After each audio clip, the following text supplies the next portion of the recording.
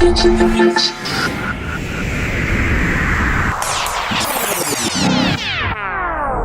Hi guys, Joe from GetintheMix.com here, and today I am looking at my 5 favourite sound cards for under £100. So let's get cracking.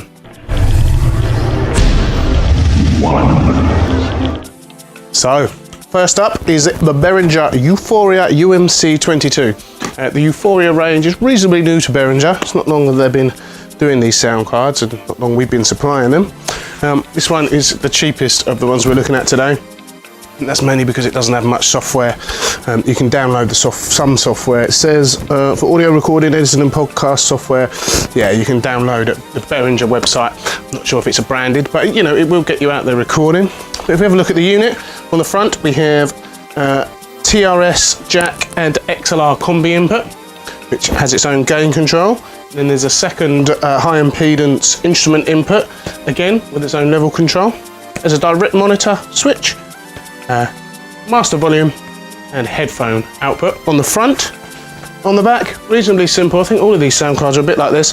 USB to go to your computer, phantom power, so you can put 48 volts on the XLR at the front, a Kensington lock, keep it in place, and a pair of jack outputs that go to your speakers. So as I say, this is the lowest price out of all 5 we're looking at here, and it is also the lowest audio quality. We believe it's 16-bit because Behringer don't actually state the bit ratio, but 16-bit, and it goes up to 48 kilohertz is the sampling rate. So it does me absolutely fine if you're doing podcasts or voiceover for videos, or you know, a little bit of audio vocal recording. It's still going to do the trick. It's got all the inputs and features you need to get cracking recording.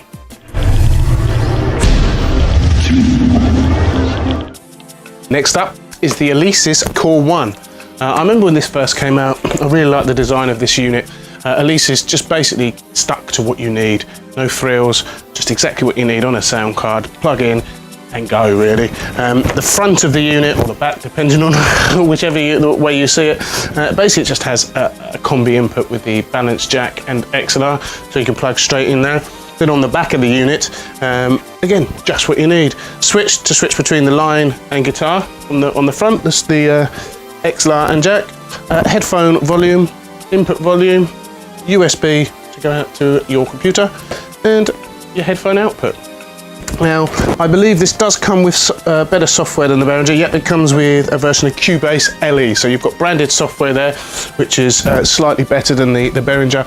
Also, the sampling rate on this is 24-bit and 48K. So, again, this is you know, a great space-saving device if you haven't got a lot of room in your studio and you need to plug in. It doesn't have dual inputs like the Behringer did. Doesn't have channel 1 and channel 2 with separate volumes, but it's called the Core One for one reason. It does one thing, and it does what you need it to.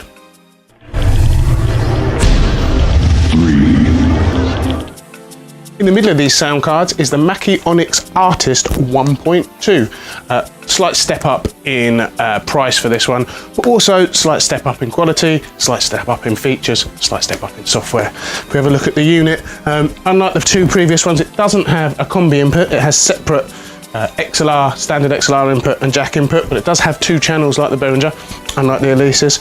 Gain on each channel. There is a direct monitor switch on here. There is a high impedance switch on the instrument channel. There is phantom power switch, so that's phantom power as well. Big knob on the front is your monitor, main level, and then there's also a headphone output on the front with a volume for that. On the back of the unit, exactly the same as the Behringer, Kensington lock, USB output to computer, and then 2 jack outputs that will go to your amplifier or your speakers. Being an Onyx, obviously the audio input is Mackie's famous Onyx preamp, and traction door software is included. So you do get some software in this. It's not quite Cubase, but the recording quality is a step up because it's 24-bit and 192K this one, and also, you know, you do get software in it so you can get cracking recording straight away.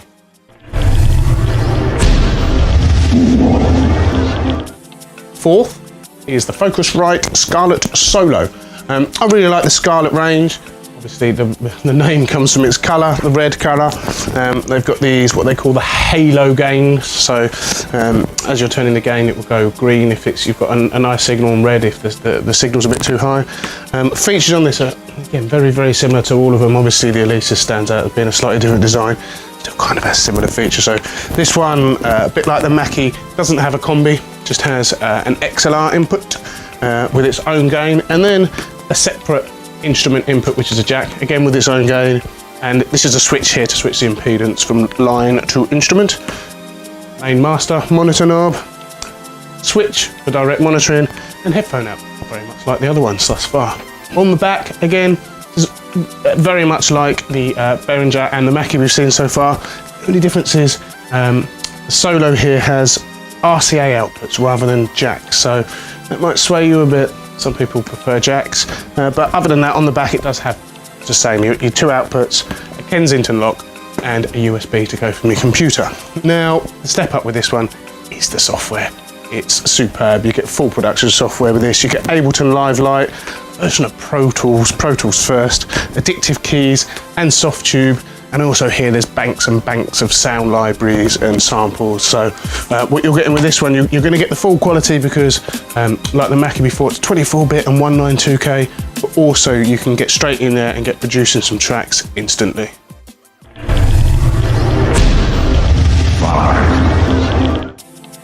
And finally, we are looking at the MAudio M-Track 2x2. This has a slightly different design, slightly different look. I like this sort of sound card, the way it sits on your desk and you've got your knob there with your inputs and outputs at the back. But you know, that's just down to my preference. I know a lot of my colleagues prefer the Scarletts purely because of the way they sit as well. So that's down to preference. But if we have a little look at this, as I say, it does look slightly different to the ones we've seen before because it's got the flat top, which has basically your input gain for your channel 1, input gain for channel 2, master volume, kind of got that big knob kind of vibe. And then rather than having a switch between your direct input, you have actually got a knob on here so you can you know, kind of adjust the amount of direct input or how much of the affected sound you have, and then headphone level when you're listening back. So on the front of the unit, as it were, the bit that would probably face you if you're putting it in your studio is a high impedance instrument input on a jack, a switch for phantom power, so it has 48 volts phantom power, and also a headphone output. And then on the back, pretty much the same as all of them other than the Focusrite, which has the RCAs. It's got two jack outputs that will go to your speakers or your amplifier. It's got Kensington lock. It's also got USB, and on the back is the main input, which is a balanced XLR and jack combi input. The step up again from this one is the software. You get a plethora of it. Good word, eh? Plethora of software. Cubase LE, like you get with the Focusrite. You also get Expand 2. Here there's also a light version of Pro Tools in there. You get Strike, you get Mini Grand, you get Air, you get Collective. There's so much software like the Focusrite. With this bad boy, as soon as you get home, you can start producing straight away. Okay, so I've had a look at all 5 sound cards, and personally I would say it's between the Focusrite Scarlett Solo and the MAudio M-Track 2x2, purely because the features on all of these sound cards here are very similar, but it's the quality. You get the 24-bit 192K, and also the thing that swayed it for me was the software. You get a lot more software with these two, and the software that comes with it are branded, well-known names. Personally, I would probably just go for the MAudio myself, because in the past I bought an audio and I've been very happy with it, but I would say it's going to be down to looks more than anything. If you like the Scarlett, the colour of it, the design of it, I would go for that. And obviously the MAudio has a slightly different design, so it's whatever you prefer there, possibly whatever software you want to use. So as I say, tough choice, but personally probably go for the MAudio or the Focusrite. These are all very good cards, especially if you're on a budget and you're not too fussed about the software. Then the iCore is going to do the trick, or even the Behringer, which is the lowest in the price range. And you know, if you only want 16-bit and 48K for recording for podcasts or videos or stuff like that, this is certainly going to be fine. And I will see you next time.